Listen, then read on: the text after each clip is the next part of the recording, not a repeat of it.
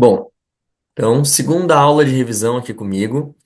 Finalmente acabamos a área básica, acabamos a anestésio, que eu confesso, é uma aula um pouquinho mais trabalhosa. Tem muita coisa da área básica, fala de molécula, de partícula e tudo mais. Uma aula bem extensa, até a matemática tem naquela aula.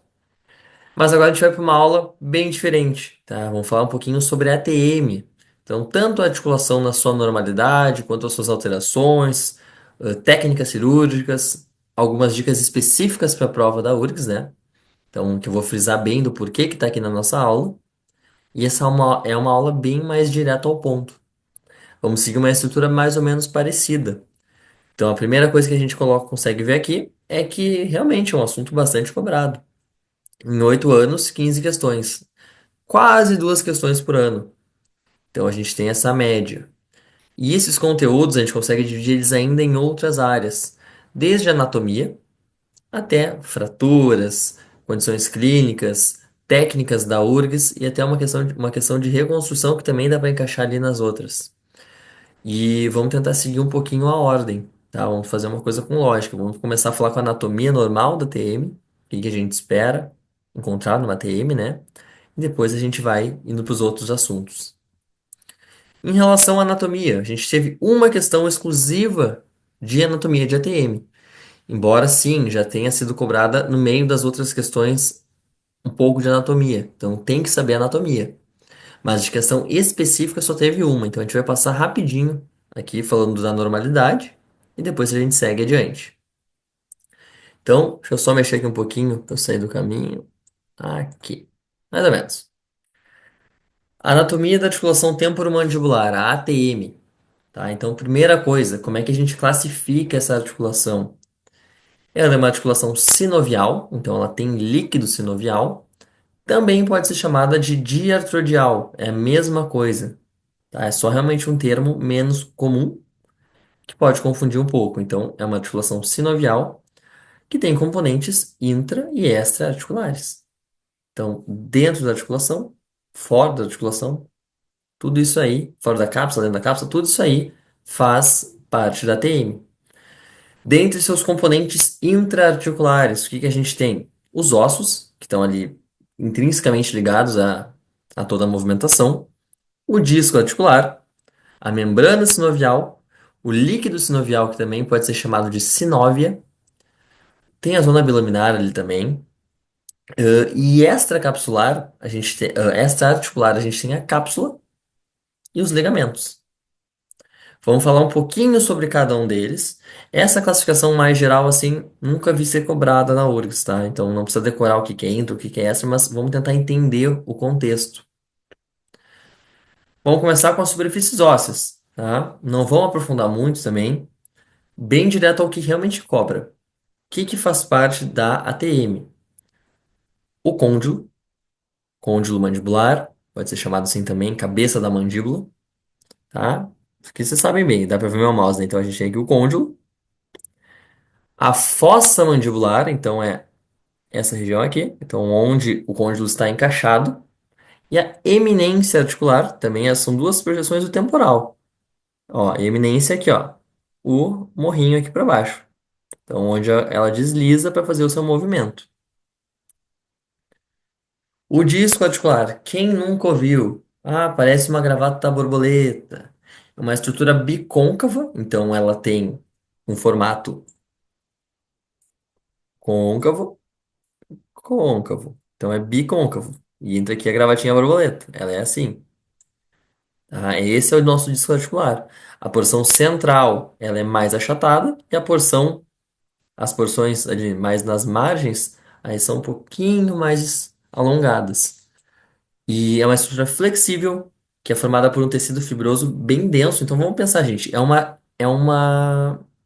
como se fosse um menisco, tá? Um professor de ATM morre me ouvindo falar isso, mas é como se fosse um menisco. É uma borrachinha que está entre dois ossos. Então ela tem que ser um material mais rígido, mais resistente. Tecido conjuntivo fibroso denso. Ele é bem denso, ele é rígido, tu aperta. Rígido não, né? Eu acabei de falar que ele é flexível, mas ele é resistente. Essa é a palavra. Ele também é avascular, então não adianta eu botar um monte de vaso sanguíneo se eu vou esmagar tudo, porque vai dar problema. e aneural, então não tem inervação. O disco articular em si não dói. Então a pessoa que está com uma DTM não está com dor no disco, tá? Então isso é importante a gente saber. Vamos voltar aqui, tirar esses desenhos. Temos a zona bilaminar, que é basicamente uma região que está na porção posterior do disco. Ela é bem inervada, bem vascularizada. Normalmente o que dói é isso.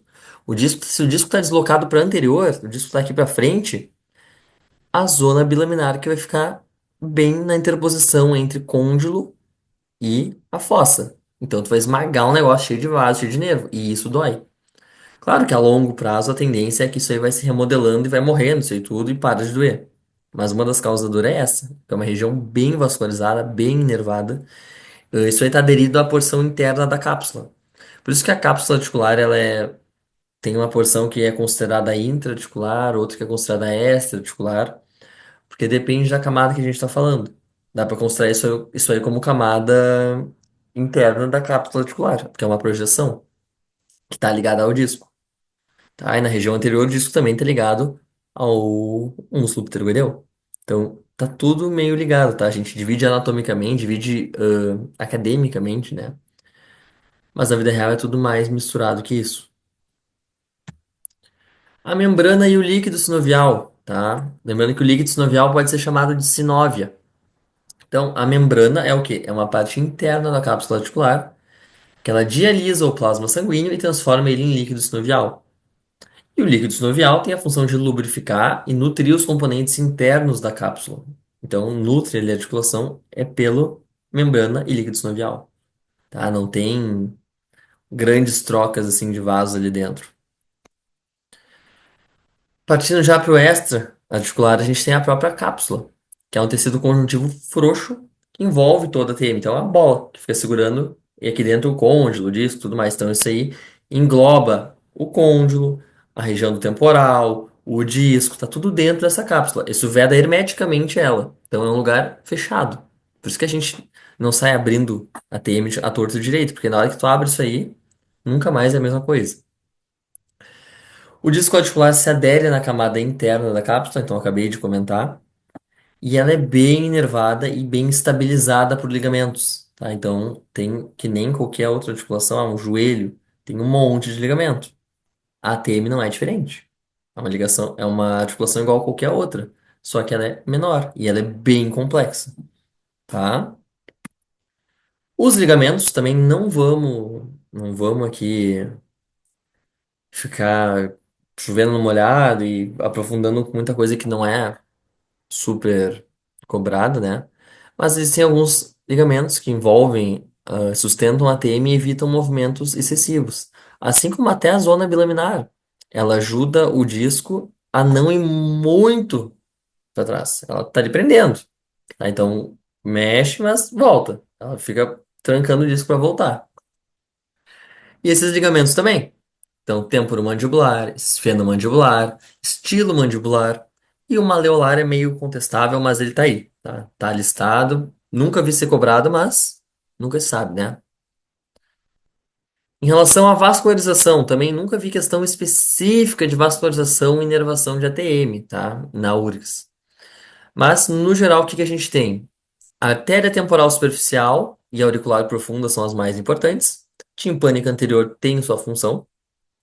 E a veia temporal superficial e veia maxilar fazem a circulação venosa. Além disso, eu botei como nutrícios. São canalículos, canais nutrícios pequenos, também contribuem para essas trocas. E inervação, a gente tem nervo mandibular, né? Ramificação trigêmea, nervo massetérico e nervo temporal profundo, que inervam a nossa ATM.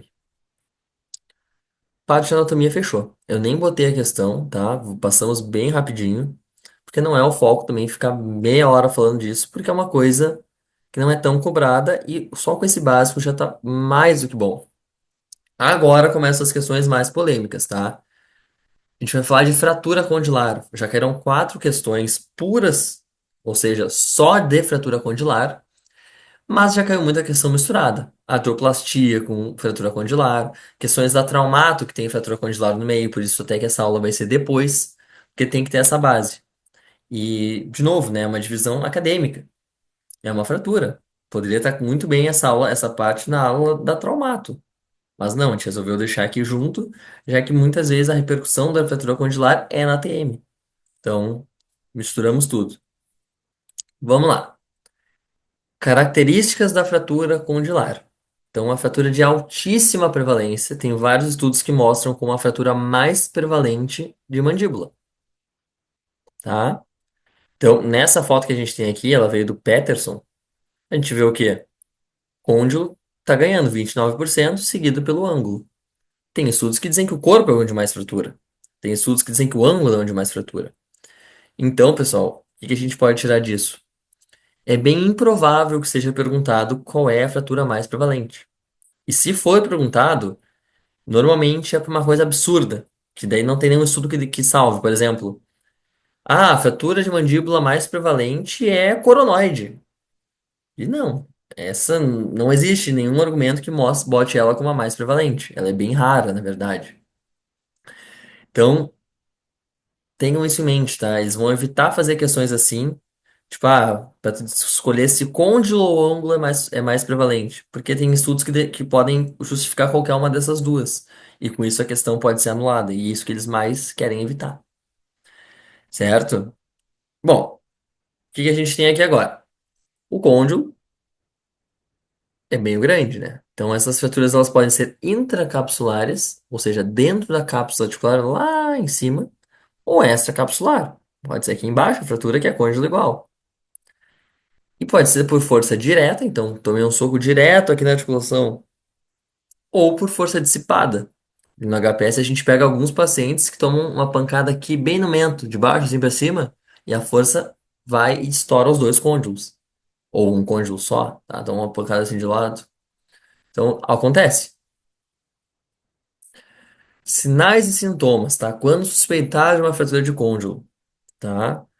Dor local. Então, o paciente está com dor na palpação aqui. Dor para mastigar e para deglutir, então. Quando tem uma resistência, o paciente. Ah, que dor. Limitação dos movimentos articulares. Então, às vezes, o paciente chega a pedir com a boca aberta. Não consigo demonstrar, né? Mas com os molares em oclusão e uma mordida aberta anterior. Ou o paciente consegue abrir só até aqui. E daí não consegue mais. Ou, o contrário, o paciente chega com a boca aberta e não consegue fechar totalmente. Tá? Isso tudo varia como foi esse trauma. Assimetria facial, normalmente associada a uma coisa unilateral, além de crepitação óssea e alteração na oclusão, tá?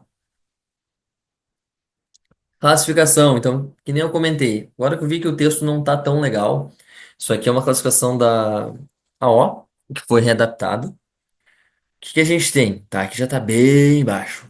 Mas a gente classifica basicamente elas em dois jeitos. Fratura intracapsular, tá? Então, a fratura lá em cima no côndilo. E as fraturas extracapsulares, que é todo o resto. Essas fraturas aqui dá para chamar elas de fraturas altas, tá? Então uma fratura alta, tá lá em cima, por isso que é alta. E uma fratura já aqui para baixo é uma fratura baixa. Não é comum a gente falar uma fratura média ou coisas assim, sabe? Isso é mais para tu ter um guia do que é uma coisa e outra. Para as provas da URGS, basicamente a gente tem o quê? Uma fratura alta é uma fratura intracapsular e a fratura baixa é uma extracapsular. Vamos lá. Intracapsular. Ela é a mais comum em pacientes pediátricos e pediátricos novos, então abaixo de 3 anos, tá? E tende a ser uma fratura por esmagamento. Então, o paciente toma a batida aqui, aquele osso que ainda não está bem formadinho, o que acontece? Esmaga tudo lá para cima. E daí amassa os côndilos lá em cima. Então, tu amassa, literalmente, não tem o que ficar enrolando. E pode levar uma lesão articular, rompimento do disco, hemartrose e posterior anquilose, tá? O que que é hemartrose? Sangramento dentro da articulação. E que nem quando a gente vai pensar em mesodontia. Tu tirou o dente, o alvéolo enche de sangue, esse sangue vira osso. Dentro da articulação é a mesma coisa. Pode virar osso, pode virar fibra, pode virar um tecido fibroósseo. E o que acontece? Anquilose. Ou uma pseudoanquilose.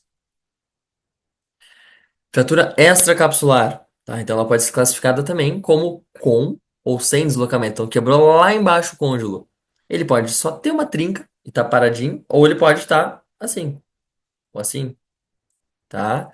E isso tudo mexe na complexidade da cirurgia. Então, uma fratura que tem muitos fragmentos muito deslocados é mais complexa. Pode ter rompido a cápsula, pode ter mexeu tanto que não consegue fazer um acesso tão tranquilo, aumenta risco de pegar um nervo, mas tu tem menos dano na ATM propriamente dito, né? Porque todo o bloco de cima que quebrou, quebra junto, tá? Em relação a, seguindo na fratura extracapsular, o que que a gente também tem? Que o deslocamento mais comum, ele é observado que nem nessa tomografia aqui, tá? Ali aquele côndilo tá entortado para medial. Por quê? Tá? Lembra que eu comentei agora há pouco que a gente tem um feixe do pterigoideu lateral que se adere ao disco? É esse aí, tá? E daí o que acontece? Ele tá puxando aqui e ele começa a puxar só uma parte do côndilo. Daí tu tem esses deslocamentos que é algo bem comum. Em relação ao tratamento, tá? Existe tratamento tanto conservador quanto tratamento cirúrgico. O tratamento conservador tem a função de quê? Descomprimir essa TM, permitir que o paciente consiga abrir e fechar a boca e fazer os movimentos sem dor, tá? Normalmente é o tratamento de escolha em pacientes infantis, pacientes pediátricos com fraturas intracapsulares. Porque na hora que tu acessa uma fratura intracapsular, tu não consegue fazer nada muito melhor do que já tá ali, tá? Só aumenta o risco de destruir tudo, terminar de piorar toda a situação. Então, a gente usa placas oclusais, dispositivos oclusais que pode dar uma aumentadinha naquela dimensão e daí aquele côndilo que está amassado lá dentro, ele ganha um pouquinho de espaço.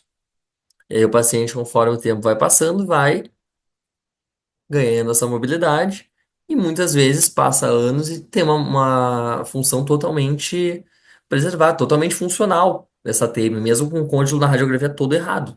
Acontece, é bem curioso assim de ver. Tá? Então, como eu comentei, é um tratamento de escolha para criança, tá? Uma fratura encapsular, pediátrica e tudo mais, ou até extracapsular, a depender de como é essa fratura. O tratamento cirúrgico, né, o radical, ele fica realmente reservado para alguma fratura extracapsular, que tem um deslocamento importante, ou barra E, que interfere no movimento mandibular na oclusão. Então, o paciente não conseguiu manter uma oclusão estável, começa a abrir, tranca, tem um travamento mecânico por causa da fratura, aí tu tem que abordar. Aí tem que fazer o tratamento cirúrgico. Consiste basicamente em pega os fragmentos que estão tortos, tu alinha, reduz e prende, fixa. Faz a redução, fixação desses segmentos ósseos para o paciente conseguir retomar a função, tá? Isso a gente está falando de um tratamento imediato. Claro que o paciente pode ter essa fratura, passar meses sem fazer nada. E quando ele vai buscar o tratamento, comecei a ter, abrir pouco a boca há uns 3 meses atrás. O que aconteceu há 3 meses atrás? Tomei um coice no cavalo no queixo. Às vezes o paciente está tratando só uma sequela, tá? Não é mais a fratura. O paciente tem que corrigir a sequela funcional dessa fratura. E normalmente esses casos assim, de correção de sequela então, envolvem talvez uma anquilose, uma alteração tão grosseira dessa TM que tem que operar. E daí a gente tem alguns métodos que eu vou falar um pouquinho adiante também. Por exemplo, com o uso de enxerto costo-condral, costela, técnica de artroplastia, com material holoplástico, ou com a prótese de ATM. Tá? A gente vai falar também sobre tudo isso aí um pouquinho mais adiante. Em relação a essas sequelas, tá? Sequelas da fratura. Quanto mais novo é o paciente, a tendência é que seja cada vez mais grave a sequela. Então, a ideia é que, num paciente de 1 ano, que sofre um trauma muito parecido com um paciente de 10 anos, fraturas muito parecidas, que seja pior no paciente de 1 ano. Por quê? A gente tem os côndilos, né? Todo mundo já ouviu que o côndilo ele é um dos polos de crescimento da face. E o que acontece? Com 1 ano, teu rosto é bem menor do que quando tem 10 anos. E, ou seja, esse prejuízo vai ser por mais tempo. Então, quanto mais novo é esse trauma, a tendência é que a simetria facial seja mais intensa. E, consequentemente, o prejuízo funcional também. Então, já caiu questões sobre isso. Ah, quanto mais novo é o paciente, mais leves são as sequelas. Errado. Pior é a sequela. Em relação ao prognóstico, tá? Como é que é o prognóstico de uma fratura de côndilo? Isso tudo depende de muitas coisas. Quando é que foi abordado? Essa fratura foi imediato? Esperaram para abordar? Como é que foi? Foi conservador? Foi cirúrgico? Como é que foi a fratura? Foi intracapsular? Foi extracapsular? Foi extracapsular com rompimento da cápsula? Como é que foi? Qual a idade do paciente quando ele se acidentou? Tudo isso é importante para delimitar o prognóstico do paciente. E agora, gente, com essa base, tá? Eu falei que a aula de ATM ela é bem mais rápida, tá? Ainda tem mais conteúdos, mas a gente já está bem avançado. Temos questões, tá? Agora sim, questões sobre o assunto. Questão de fratura condilar é presença confirmada, tá? Cai frequentissimamente nas nossas provas. Vamos lá, questão de 1, 2, 3, padrão URGS. Considere afirmações abaixo sobre as fraturas condilares. Número 1. A sequela do trauma condilar é mais grave quanto maior a idade do paciente no momento do trauma. Acabei de falar isso. Errado. A sequela do trauma é mais grave quanto menor a idade do paciente. Tá? Número 1 tá errada. Deixa eu botar o xizinho aqui. Aí, xizinho. Pá. Número 2.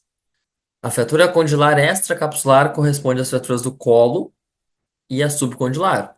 Sim. Então, a extracapsular, ou seja, colo, então abaixo ali do côndilo, assim, então o pescoço do côndilo, e a subcondilar, abaixo do côndilo. Correto.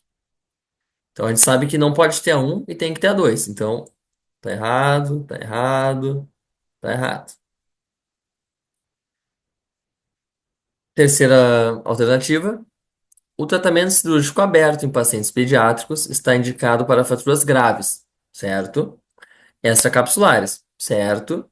Com grandes deslocamentos do segmento, certo? Que inviabilizam os movimentos mandibulares e oclusão, certo? Então, letra D, tá? A 2 e a 3 são corretas, a um tá errada. Pá.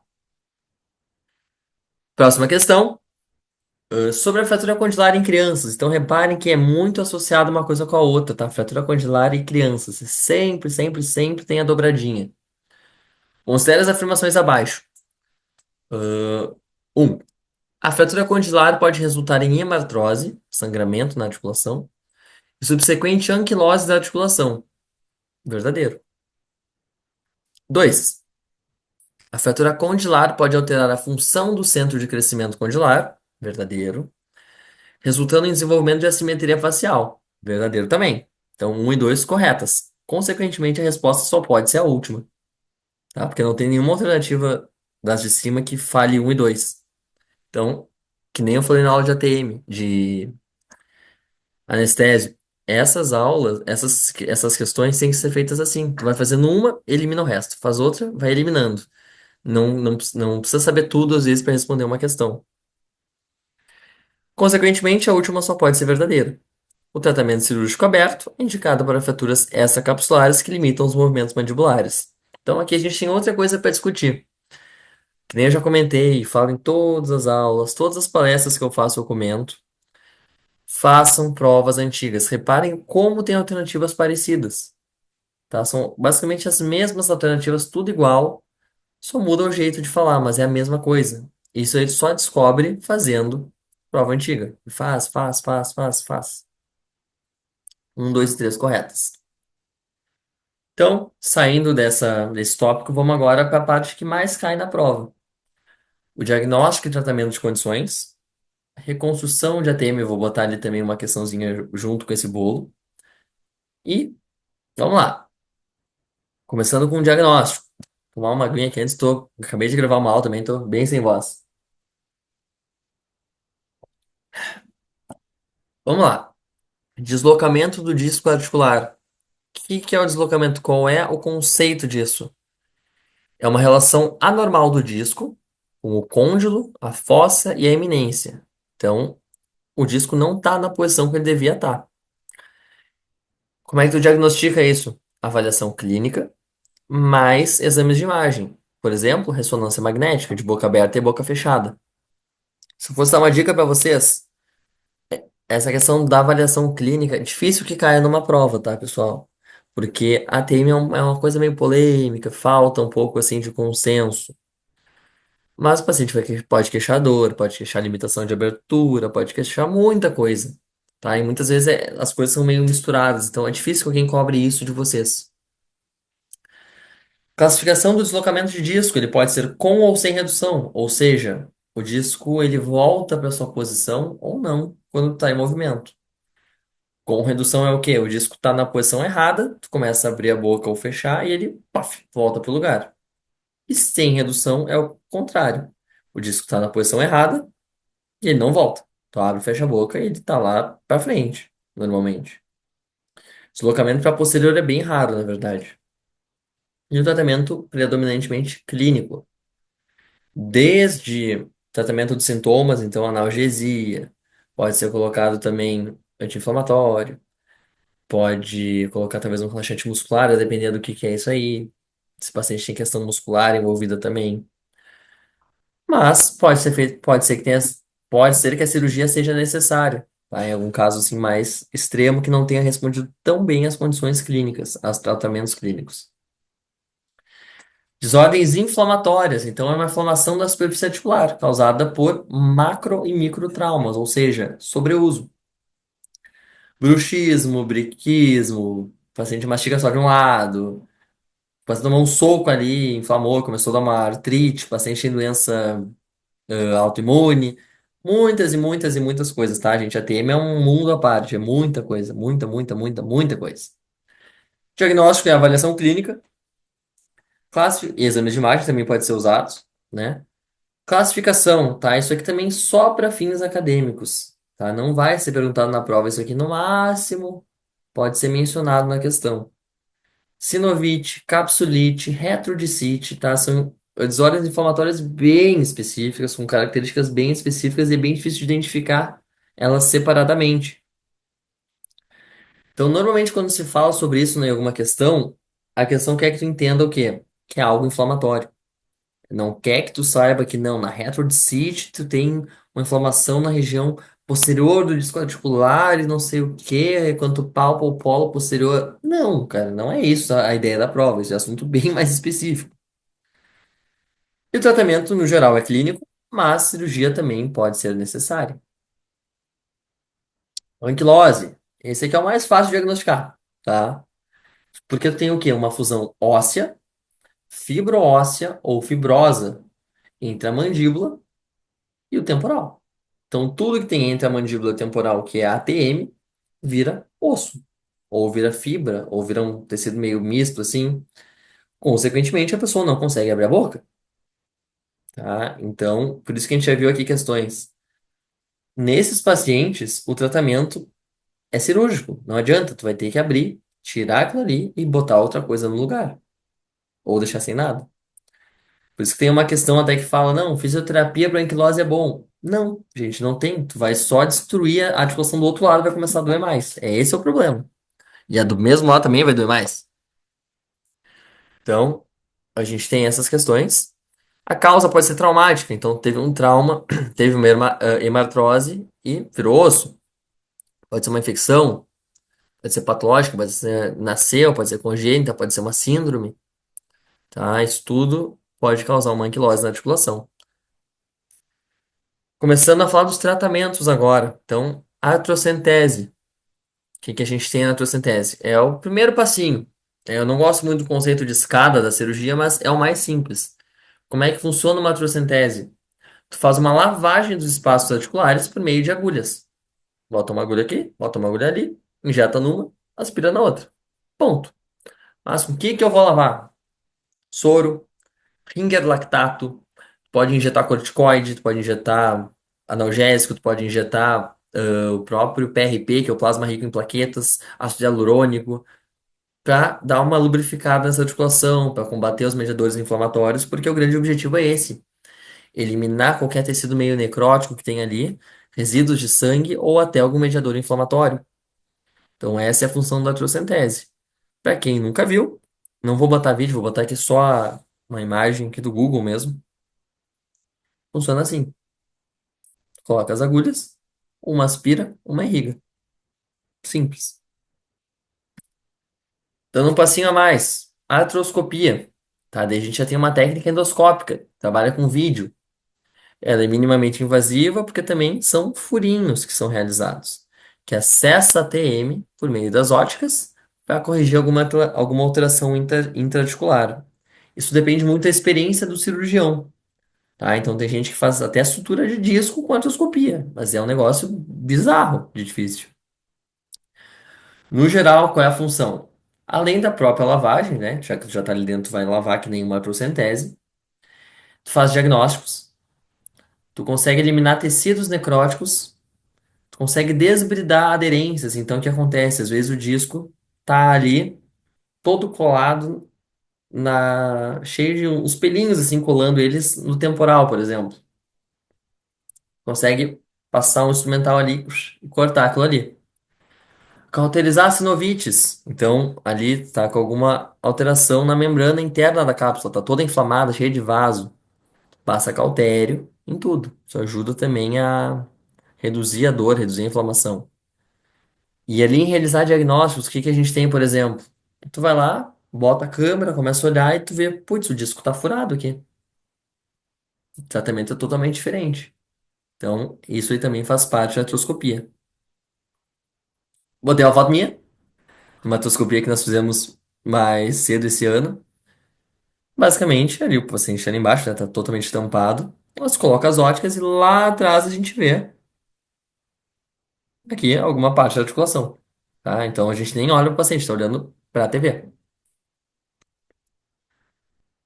Agora, partindo para as coisas mais invasivas agora. Condilectomia. A gente tem a fratura e remoção do côndilo. Então, tu vai lá, acessa por um acesso normalmente pré-auricular. Vou até me virar mais aqui. Aí tu abre, viu aquele côndilo, corta ele e arranca, tira um pedaço fora. A pessoa fica sem côndilo, tá? Quando é que se faz isso? Às vezes o paciente pode não ter reagido, não respondido bem ao tratamento clínico. O paciente tem uma doença degenerativa, então aquele disco já está todo rompido, todo ferrado, não tem mais como voltar atrás. Uma anquilose, uma hiperplasia, então o côndilo está crescendo, está batendo antes, tu tira ele fora, pode ter uma alteração no desenvolvimento. E com isso aí tu pode fazer tanto enxertia, naquele pedaço que faltou, pode colocar o tal do enxerto costocondral, depois a gente vai falar mais dele, ou alguma prótese metálica, ali entre o remanescente ósseo e a cavidade articular. A gente tem uma tomografia de um paciente que foi feito condilectomia. Podem ver aqui do lado esquerdo, ó. Do lado esquerdo porque é espelhado, tá, gente? O paciente não tem côndilo. Ao contrário que do outro lado, que o côndilo tá bem bonitinho aqui. Esse lado não tem. Foi feito um corte aqui, puf, e tiraram. Não confundam com condilotomia. Condilotomia é só uma fratura. Tu faz uma fratura guiada, uma osteotomia oblíqua ou até mesmo vertical, pode ser no processo condilar ali bem no meio. E o côndilo vai fazer o quê? Ele vai descer e vir um pouquinho mais para anterior. Com isso, ele pode resolver muita sintomatologia em algum paciente que não respondeu à terapia. Muitas vezes isso aí resolve, tá? É bem complexo também, não é algo que cai muito, não é algo tão usado, mas existe. Que é uma foto bem ruim essa que eu consegui, não consegui nenhuma melhor. Mas é basicamente, é quase uma osteotomia vertical de mandíbula. Ó, aqui é o côndilo cortado, puf, e ele vem pra frente. Então, às vezes, aquele disco tá todo comprimido, a sinova tá tudo comprimido lá atrás, ele alivia e às vezes o paciente resolve. Eminectomia, então, é uma cirurgia que tu tem uma remoção da eminência articular em caso de luxação de ATM recidivantes. Essa aqui não tem nem o que contestar. O paciente luxa ATM, abre muito a boca e ela trava aberta. Por que que isso acontece? Tá? Vamos desenhar aqui, que é mais tranquilo. Então, a gente tem o que aqui? Eu tô sem mousepad, tá? Tá bem ruim de desenhar. Achei a eminência articular aqui meio bêbada aqui. tá? Ou melhor, a gente tem a fossa e a eminência.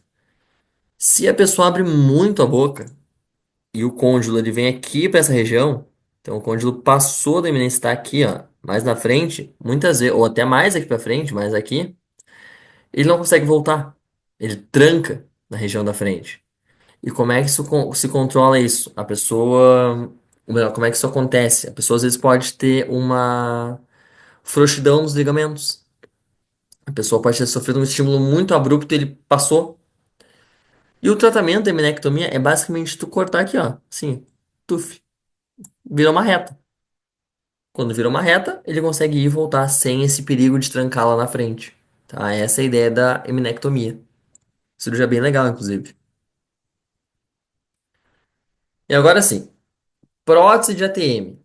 Então, vamos falar um pouquinho sobre elas. É uma prótese metálica, teoricamente é o tratamento de primeira escolha, porque tu vai substituir aquela articulação de uma ankilose, por exemplo, tu vai substituir uma articulação ferrada por uma prótese.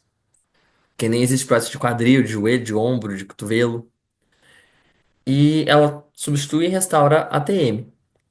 Tem dois tipos: a prótese customizada e a prótese de estoque. A prótese de estoque, ela é mais barata, mas ela é igual aos bons, às boas dezenas de milhares de reais. E essa aqui do ladinho. Tem o tamanho P, tamanho M, tamanho G. E aí tu faz um corte do que tem que tirar e instala ela ali ajeitando na hora. A prótese customizada, essa aqui do lado, por exemplo, ela é feita por empresas específicas direto para o caso do paciente. Então ela vem com a guia de corte, já sabe onde vai botar tantos parafusos, é tudo calculado para ficar perfeito. O grande problema é o preço. Isso é bem caro. Casa assim, 100 mil reais. E muitas vezes o SUS não cobre essas próteses. E daí, consequentemente, tu tem que partir ou para uma prótese de estoque ou para outras técnicas que também vão ser abordadas mais adiante. Vai ser mais abordada mais adiante. Tem algumas alternativas, a URGS tem uma preferida. Vamos falar dela. Mas antes, vamos fazer as questões desse bloco. Depois a gente vai para o nosso último tópico. Prova de 2022. Sobre as técnicas cirúrgicas para o tratamento da TM. Considere. A reconstrução com enxerto costocondral está contraindicada para pacientes adultos. Errado. Tá? Vou falar um pouquinho disso aqui agora, já que eu não falei antes. Enxerto costocondral, ele é indicado para pacientes pediátricos, tá? Então, o paciente que ainda está em crescimento, esse enxerto responde ao crescimento, então ele pode crescer junto, talvez corrigindo alguma simetria, talvez evitando um problema tão grande. Mas não quer dizer que seja contraindicado em adulto, tá? O adulto também pode usar ela, não tem problema. Só que o uso clássico dela é para crianças. Então, essa tá errada por causa disso. Mas uma alternativa difícil. Segunda, a condilotomia pode ser indicada para pacientes com dor, ruído e hipomobilidade articular que não respondem às terapias clínicas. Sim. Então, o paciente não reagiu a nada, ainda está com dor, não consegue abrir muita boca. Às vezes pode fazer aquele corte para esses pacientes. E a eminectomia está indicada em luxações recidivantes. Essa aqui é corretíssima. A gente tem 2 e 3, tá, pessoal? Mais uma. Sobre o diagnóstico e tratamento das patologias da TM, considere: 1. O uso de drogas anti-inflamatórias, analgésicas e relaxantes musculares é recomendável nas dores causadas por sinovites pós-trauma na TM. Sim. O que é isso? Sinovite pós-trauma. Então, a pessoa tomou uma pancada aqui no queixo, o côndilo bateu lá atrás e rompeu uns vasinhos, inflamou ali, não ficou legal. Não chegou a quebrar o côndilo, por exemplo. Não chegou a romper nada, mas machucou. Aí sim, analgésico para dor, anti-inflamatório para inflamação ali da sinovite e relaxante muscular para também evitar as dores musculares associadas. Então, correto. 2. A anquilose da ATM é uma disfunção dessa articulação, geralmente causada por um trauma e pode ser tratada com fisioterapia específica, dependendo do grau de fusão. Errado. Está fusionado. Fisioterapia é movimento. Como é que tu vai fazer fisioterapia numa coisa que não mexe? Tá? Não tem tratamento com fisioterapia para anquilose. É cirurgia. Errado. Por último, a ressonância magnética é um exame de imagem que permite a visualização do deslocamento do disco e ainda a recapturação ou não dos movimentos de fechamento de boca. Verdadeiro, tá? Que nem eu comentei antes. A ressonância, tu faz ela, os pacientes às vezes fazem ela de boca aberta, de boca aberta e fechada, e tu consegue ver a relação dela com as estruturas, do disco, com os movimentos mandibulares. Questãozinha desse último ano. Afirmações sobre tratamentos de ATM. A artroscopia envolve a colocação de agulhas dentro do ATM e lavagem com Ringer lactato. Não, tá? Ela coloca óticas dentro do ATM. E, opa, spoiler. E também pode ser feita a lavagem e tudo mais, mas tu coloca óticas, tu coloca vídeo, tu não coloca só agulhas. Tu coloca portais, que é o nome. Então, tá errado. A condilotomia consiste na osteotomia completa de forma semelhante à osteotomia vertical do ramo, sem a necessidade de fixação dos segmentos. Verdadeiro, tá? Realmente é só um corte e deixa ele solto ali. Dá uma guiadinha, talvez com fio de sutura, mas não precisa parafusar.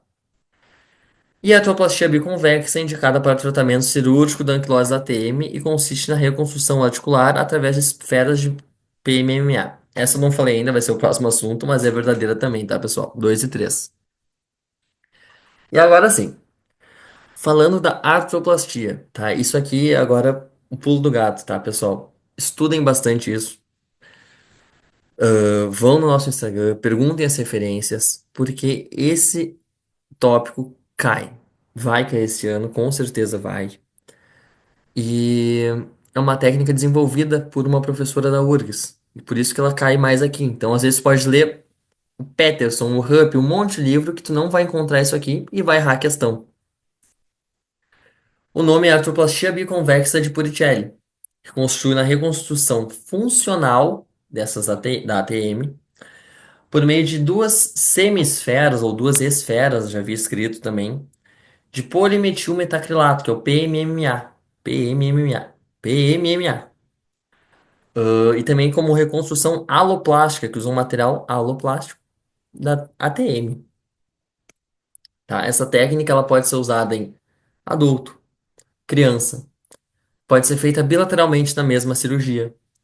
Permite todos os movimentos mandibulares, então, protrusão, retrusão, lateralidade. E o paciente não precisa de bloqueio no pós-operatório, então o paciente não fica amarrado assim no pós-operatório. O paciente consegue abrir a boca direto pós-cirurgia.